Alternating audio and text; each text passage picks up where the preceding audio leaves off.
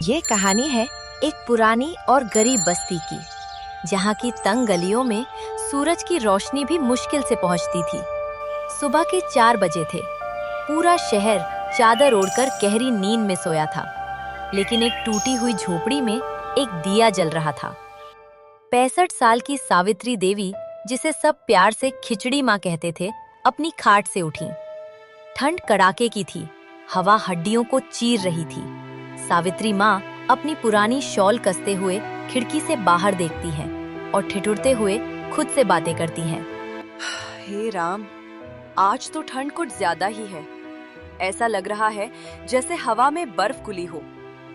अगर रजाई में लेटे हुए लोगों को इतनी ठंड लग रही होगी, तो मेरे उन मजदूर बच्चों का क्या हाल होगा जो खुले आसमान के नीचे सो रहे हैं। उन्होंने कांपते हाथों से माचिस उठाई और चूल्हा जलाने की कोशिश की। लकड़ियां थोड़ी गीली थीं, इसलिए धुआं उठने लगा। धुएं से उनकी आंखों में पानी आ जाता है। वो खांसते हुए चूल्हे से बात करती हैं। अरे भाई, तू क्यों नखरे दिखा रहा है? जल जा जल्दी। अगर तू नहीं जलेगा तो खिचड़ी कैसे बनेगी? और अगर खिचड़ी नहीं बनी तो मेरे बच्चे भूखे रह जाएंगे।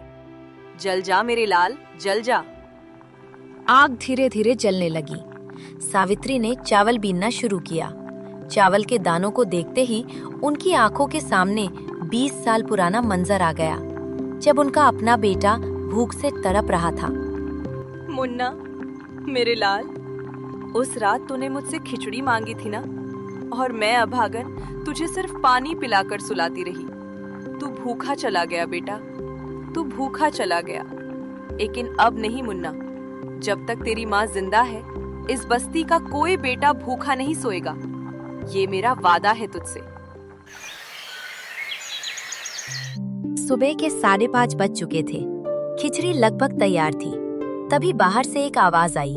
ये कमला थी, जो पास ही सब्जी का ठेला लगाती थी। वो अपनी टोकरी में कुछ सब्जियां लेकर आई थी। कमला झोपड़ी के अंदर झांकते हुए उत्साह से बोलती है। सावित्री दीदी, ओ सावित्री दीदी, जागी हो कि नहीं? देखो मैं क्या लाई हूँ। अरे कमला, तू इतनी सुबह, और ये सब क्या है? दीदी, कल मंडी में ये गोभी और मटर थोड़े सस्ते मिल गए थे। मैंने सोचा तुम्हारी खिचड़ी में पड़ जाएंगे तो स्वाद बढ़ जाएगा। वैसे भी सादी खिचड़ी खा खा कर मजदूर बोर हो गए होंगे। सावित्री मना करते हुए बोलती हैं। अरे पगली, तू खुद दिन भर मेहनत करती है। ये सब्जियां बेचकर तू अपने बच्चों के लिए कुछ ले जाती। यहाँ क्यों ले आई? अरे दीदी, मेरे बच्चे तो फिर भी शाम को रोटी खा लेते हैं, पर तुम्हारे ठेले पर जो आते हैं उनका तो कोई नहीं है। तुम इसे डाल लो, मुझे ज्यादा पुण्य मिलेगा। कमला की ये बात सुनकर सावित्री माँ मान जाती हैं और सब्जी रख लेती हैं। सूरज निकल चुका था। सावित्री माँ अपना ठेला लेकर सड़क किनारे पहुँच गईं। ठेला लगते ही वहाँ भीड़ जमा हो गई। सबसे पहले रामू रिक्शा वाला आया, जो ठंड में भी पसीने से तरबतर था। रामू मायूस होकर बोलता है। राम राम माँ, आज तो हालत खराब है। कल रात से एक सवारी नहीं मिली और पेट में ऐसा लग रहा है जैसे आग लगी हो। अरे तू चिंता क्यों करता है पगले? सवारी मिले ना मिले, यहाँ खाना जरूर मिलेगा। ले, ये घी वाली खिचड़ी खा, गर्मा गर्म है। सारी ठंड और भूख भाग जाएगी। रामू पहला निवाला खाता है और आंखें बंद करके सुकून महसूस करता है। वाह माँ, कसम से ऐसा स्वाद तो 5 स्टार होटल में भी नहीं होगा। ऐसा लगता है साक्षात अन्नपूर्णा के हाथ का प्रसाद खा रहा हूँ। ठीक सड़क के उस पार सेठ धनराज अपनी गद्दी पर बैठा मक्खियाँ उड़ा रहा था। उसकी दुकान पर सन्नाटा था, जबकि माँ के ठेले पर मेला लगा था। ये देखकर वो जल भुन गया। उसने अपने मुनीम को आवाज दी। अरे ओ मुनीम, ये क्या तमाशा है? मेरी दुकान में समोसे कचौड़ी सड़ रहे हैं और वो भिखारी उस बुढ़िया की उबली हुई खिचड़ी खाने के लिए लाइन में लगे हैं। क्या जादू कर दिया है उस डायन ने? मुनीम चापलूसी करते हुए कान में फुसफुसाते हुए बोलता है। सेठ जी, जादू खाने में नहीं, दाम में है। वो 10 रुपए में पेट भरती है और आप 20 रुपए का एक समोसा देते हैं। मजदूर आदमी तो वहीं जाएगा ना। ये सुनकर सेठ का गुस्सा और बढ़ जाता है। तो अब मैं क्या अपनी दुकान का दिवाला निकाल दूं? नहीं, ऐसे नहीं चलेगा। इस बुढ़िया का इलाज करना पड़ेगा। अगर ये यहाँ से नहीं हटी तो मेरा धंधा चौपट हो जाएगा। सेठ धनराज गुस्से में अपनी दुकान से नीचे उतरा और सड़क पार करके सावित्री के ठेले के पास आया। सेठ धनराज जोर से चिल्लाते हुए बोलता है, ए बुढ़िया, बंद करिए नाटक। क्या मछली बाजार बना रखा है मेरी दुकान के सामने? यहाँ से हटा अपना ये कबाड़ ठेला। मेरे ग्राहकों को आने में दिक्कत हो रही है। सावित्री माँ हाथ जोड़कर शांति से जवाब देती है, सेठ जी राम राम। मैं तो सड़क के किनारे खड़ी हूँ। आपकी दुकान का रास्ता तो खुला है और ये गरीब लोग हैं, खा पी कर चले जाएंगे। आप क्यों गुस्सा कर रहे हैं? मुझे ज्ञान मत दे। 10 रुपए में घी वाली खिचड़ी खिलाकर तू कौन सा बड़ा पुण्य कमा रही है? जरूर तू चोरी का राशन इस्तेमाल करती होगी, तभी इतना सस्ता बेचती है। ये सुनकर वहाँ खड़ा एक मजदूर भैरव गुस्से में आगे आता है। जुबान संभाल कर बात कर सेठ। माँ चोरी नहीं करती, अपनी मेहनत का खिलाती है। और तेरी दुकान पर तो हम वैसे भी नहीं आते, तो तुझे क्या तकलीफ है? सेठ धनराज को अपनी बेइज्जती बर्दाश्त नहीं हुई। उसने तुरंत फोन निकालकर नगर निगम के अधिकारी को फोन लगाया, जिसे वो हर महीने रिश्वत देता था। सेठ फोन पर झूठी शिकायत करते हुए बोलता है, हाँ इंस्पेक्टर साहब, धनराज बोल रहा हूँ। अरे यहाँ मेरी दुकान के सामने एक बुढ़िया ने अवैध कब्जा कर लिया है। बहुत गंदगी फैला रही है। बीमारी फैलने का डर है साहब। आप जल्दी गाड़ी भेजिए। आधे घंटे के अंदर ही नगर निगम की गाड़ी सायरन बजाते हुए आ गई। 2 हट्टे कट्टे कर्मचारी डंडा लेकर उतरे। अधिकारी ठेले पर डंडा मारते हुए चिल्लाता है, चलो चलो हटाओ ये सब। कितनी बार मना किया है यहाँ ठेला लगाने से। तुम लोगों को लातों के भूत बातों से नहीं मानते। साहब ऐसा मत कीजिए, अभी बहुत सा खाना बचा है। अगर ठेला ले गए तो ये मजदूर भूखे रह जाएंगे। मुझे बस 1 घंटा दे दीजिए साहब, सब खा लेंगे तो मैं चली जाऊंगी। सेठ धनराज दुकान के अंदर से मुस्कुरा रहा था। अधिकारी गुस्से में पतीले को लात मारते हुए बोलता है, बड़ी जुबान लड़ाती है, ले अब खिला खाना। पतीला पलट गया। पीली दाल, चावल और सब्जियां सड़क की धूल में मिल गई। भाप निकलता हुआ खाना अब कीचड़ बन चुका था।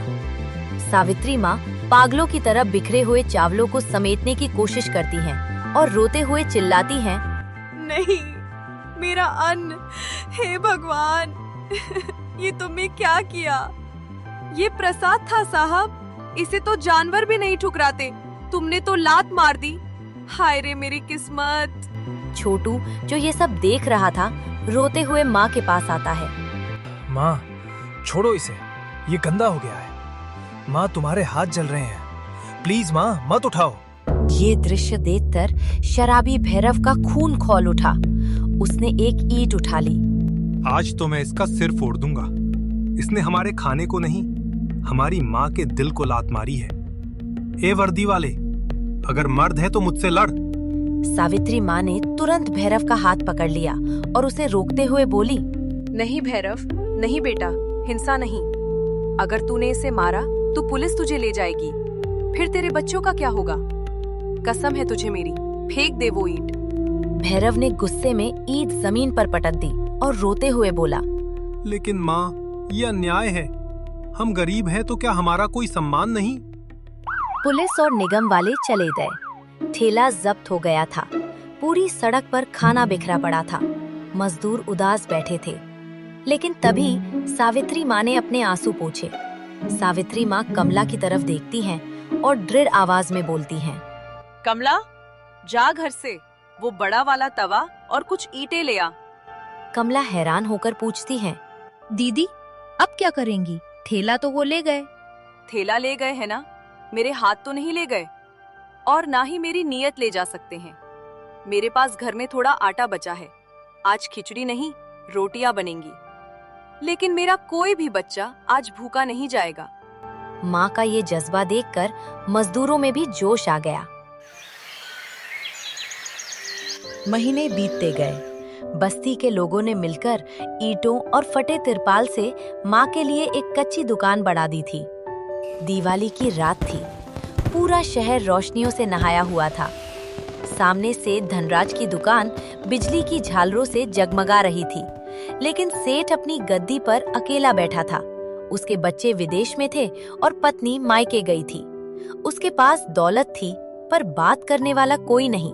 सेठ उदास होकर खुद से बोलता है, आज लक्ष्मी पूजा है, तिजोरी भरी है, पर दिल कितना खाली लग रहा है। कोई एक इंसान नहीं जो आकर कहे, सेठ जी हैप्पी दिवाली। सब मेरे पैसे के सगे हैं, मेरे नहीं। दूसरी तरफ माँ की कच्ची दुकान पर अलग ही नजारा था। सावित्री माँ ने हर मजदूर के लिए मिट्टी का एक दिया जलाया था। रामू, कमला, भैरव और छोटू सब माँ के पास बैठे थे। सावित्री माँ सबके बीच खीर बांटती हैं और प्यार से बोलती हैं, आज कोई उदास नहीं होगा। हम गरीब जरूर हैं, पर अनाथ नहीं। आज मेरे मुन्ना की याद में सब खीर खाएंगे। खाओ मेरे बच्चों, जी भर के खाओ। सर्दियां लौट आई थी और अपने साथ बीमारी लाई। नन्हे छोटू को तेज निमोनिया हो गया। वो सड़क किनारे कांप रहा था। उसका शरीर नीला पड़ रहा था। सावित्री माँ उसे तुरंत अपनी झोपड़ी में ले आई। उन्होंने अपनी दुकान बंद कर दी और 3 दिन रात छोटू के सिरहाने बैठी रहीं। देख महादेव, मेरे मुन्ना को तो तूने ले लिया था, मैंने उफ तक नहीं की, पर इस छोटू को नहीं ले जाने दूंगी। ये अनाथ है, इसका मेरे सिवा कोई नहीं। अगर इसे कुछ हुआ तो सावित्री तेरी चौखट पर माथा फोड़ देगी। होश में आते ही छोटू कमजोर आवाज में बोलता है, माँ तुम सो जाओ ना, मेरी वजह से तुम भी बीमार हो जाओगी। चुप कर पगले, माँ कभी थकती है क्या? तू ठीक हो जा, फिर हम मिलकर खिचड़ी बनाएंगे। माँ की सेवा ने छोटू को बचा लिया, लेकिन इस भाग दौड़ और जागने की वजह से सावित्री माँ का शरीर अंदर से टूट गया था। ऊपर से मौसम विभाग ने भारी तूफान का अलर्ट जारी किया था। सुबह से मूसलाधार बारिश हो रही थी। कमजोर शरीर के बावजूद सावित्री माँ ठेला लगाने जाने की तैयारी कर रही थी। छोटू माँ को रोकने की कोशिश करता है। माँ आज रहने दो, बाहर प्रलय जैसा मौसम है, तुम खुद ठीक नहीं हो, आज ठेला मत लगाओ। नहीं छोटू, सुना है शहर में नए मजदूर आए हैं पुल बनाने के लिए। उन्हें पता नहीं होगा कि सस्ता खाना कहाँ मिलता है। अगर मैं नहीं गई तो वे परदेसी भूखे सोएंगे। मुझे जाना होगा। सावित्री माँ जिद करके घर से निकल तो आई, लेकिन उनका शरीर अब जवाब दे रहा था। दुकान अभी भी दूर थी और बर्फीली हवा ने उनके कदमों को वहीं जकड़ लिया। बस थोड़ी दूर और, वो मजदूर भूखे होंगे। हे राम, अब तो कदम भी नहीं उठ रहे। मुझे माफ करना, मैं हार गई। और फिर खिचड़ी माँ की सांसें उखड़ने लगी। जो माँ दूसरों का पेट भरने निकली थी, वो आधे रास्ते में ही बेसुध होकर सड़क पर गिर पड़ी। अगले 3 दिन तक सावित्री माँ नहीं दिखी। बस्ती में हाहाकार मच गया। सेठ धनराज ने भी देखा कि सड़क के उस पार सन्नाटा है। उसे अजीब सी बेचैनी होने लगी। सेठ धनराज मुनीम से पूछता है, मुनीम, ये सन्नाटा क्यों है भाई? वो बुढ़िया 3 दिन से आई नहीं, बीमार तो नहीं पड़ गई? अरे सेठ जी, मरखप गई होगी, आप क्यों चिंता करते हैं? अच्छा ही हुआ, एक झंझट कम हुआ। जबान संभाल मुनीम, दुश्मन थी तो क्या हुआ, इंसान तो थी, और उसके जाने से ये बाजार वीरान लग रहा है। रामू, भैरव और कमला से अब इंतजार नहीं हुआ। वे सब माँ की झोपड़ी पर पहुँचे। अंदर का नजारा देखकर सबके पैरों तले जमीन खिसक गई।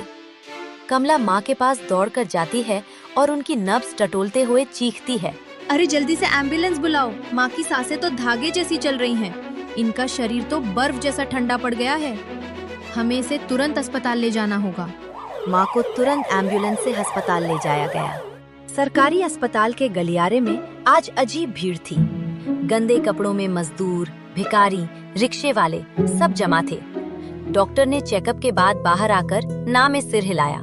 डॉक्टर गंभीर होकर बोलता है, इनके दोनों फेफड़ों में पानी भर गया है और दिल भी बहुत कमजोर है। इन्हें तुरंत ऑपरेशन की जरूरत है और महंगी दवाइयाँ बाहर से लानी होंगी। कम से कम 50,000 रुपए का खर्चा है। 50,000 रुपए की बात सुनकर वहाँ मौत जैसा सन्नाटा छा जाता है। कमला रोते हुए अपना सिर पकड़ लेती है।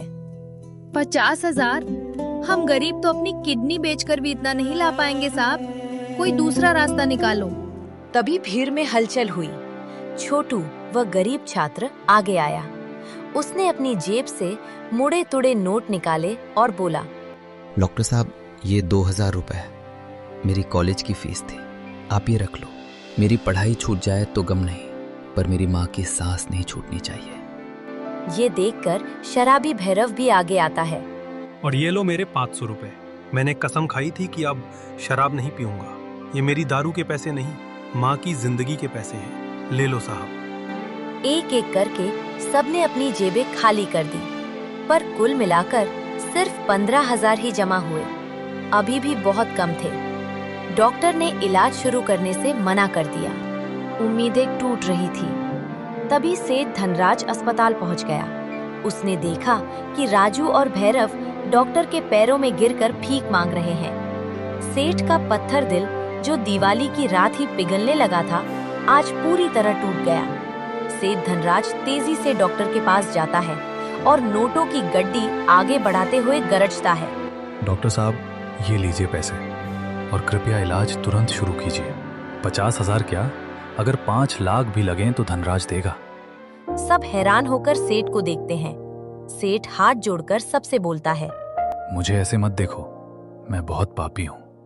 मैंने उस देवी का बहुत दिल दुखाया है। आज मुझे अपना पाप धोने का मौका दे दो। ऑपरेशन सफल रहा। 2 दिन बाद सावित्री माँ को होश आया। उन्होंने देखा कि सेठ धनराज उनके पैरों के पास बैठा रो रहा है। माँ, मुझे माफ कर दो, मैं अंधा हो गया था। मैंने तुम्हारा पतीला लात मार कर गिराया था, फिर भी तुमने मुझे बद्दुआ नहीं दी। तुम इंसान नहीं, भगवान हो। पगले, माँ कभी अपने बच्चों से नाराज होती है क्या?